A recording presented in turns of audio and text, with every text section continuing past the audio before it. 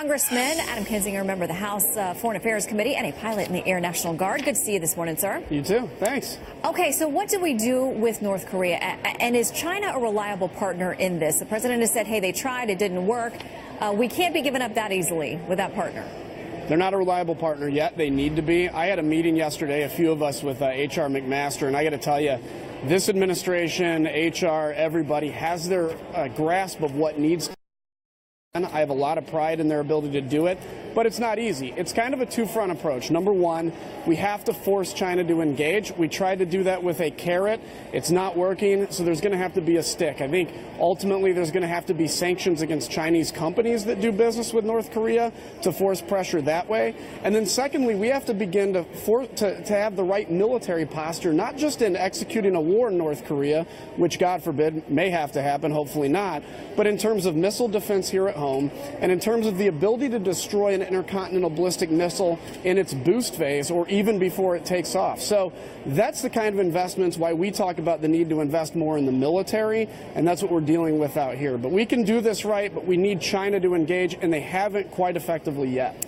We know that there's been a detection of activity around the potential nuke test site for North Korea. They like anniversaries, special dates. We know on the 25th they have some special anniversaries coming up. If they do detonate a sixth nuclear test that we can verify, what should our response be? Well, yeah, it's probably the anniversary of when Kim Il-sung floated up to heaven or something like that. I don't know. But I think the response to nuclear tests needs to continue to be stronger pressure, to be posturing in the region. We have to understand if it gets to a red line where we believe there is a real threat of North Korea delivering a nuclear weapon, which they have nuclear weapons, to our allies or to us, we have to have a military posture capable of destroying that infrastructure, which I have confidence we do. But I think ratcheting pressure up on China, the carrots didn't work, the sticks may have to work. China is the key partner here. The problem is right now, in their analysis, it's better to have Kim Jong-un on the border than America on the border, and that we have to turn that analysis on its head. Okay, let's talk Afghanistan as we now await word on how many troops may be added, U.S. troops, to the efforts over there.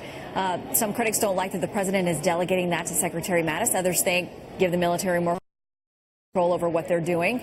But they're also pushing the president to have a clear strategy moving forward.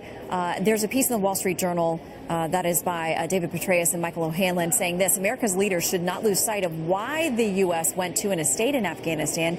It is our national interest to ensure that country is not once again a sanctuary for transnational extremists, as it was when the attacks were planned. They're talking about 9/11. We've been accomplishing that mission since the intervention began in October 2001.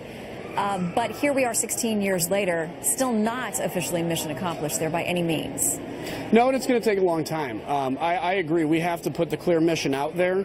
We also have to be realistic. This is not just in Afghanistan, but in the war on terror, a generational fight. It's going to take as long as it took us to win the Cold War. But either we're going to fight them there or they're going to fight us here. There's no in between and there's no other choice. And so I think the American people are ready for that.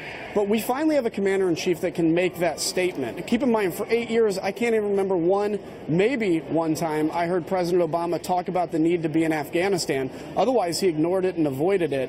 Now to have that clear leadership is the right thing, and I believe in the strategy that they're going to put forward, but it's going to take time and patience and probably, frankly, whether it's Afghanistan or the war on terror, the rest of my life. What about the issue of Pakistan? Because we know that the Taliban seems to have a very comfortable presence there. It doesn't seem to be under real pressure and hard to get them to truly feel threatened and get to the negotiating table without that pressure. What can we do with Pakistan, much as we're trying to do with China and North Korea? So the administration has a clear-eyed policy of this. I believe what we need to do, we've been offering Pakistan carrots. We need to start showing them sticks. We give them foreign aid. We need to put that at threat. The leadership of Pakistan is good. It's the intelligence service that isn't, the Haqqani network and everything there. I also think we need to reopen Pakistan to airstrikes. If we have a sworn enemy in a country, they should be destroyed regardless of national boundaries. I think implementing this will put pressure on Pakistan and make it clear that we're not giving Afghanistan to India, which is their chief concern. All right. So to sum up on all these fronts, Congressman, you say fewer carrots, time for more sticks around the world, as we need to look for. We've tried enough carrots for a while. Yep. All right. Congressman, great to see you. Have a good weekend. You too. Thanks.